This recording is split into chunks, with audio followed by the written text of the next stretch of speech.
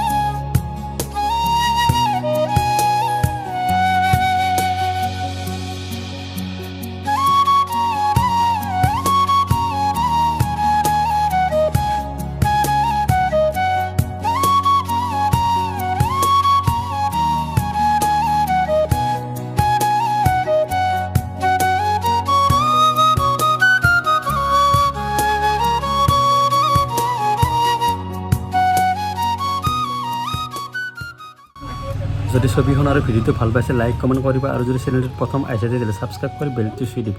লগ পাম আকৌ নতুন ভিডিঅ'ত নতুন এখন ছবি লৈ। তেতিয়ালৈ দিছোঁ বাই।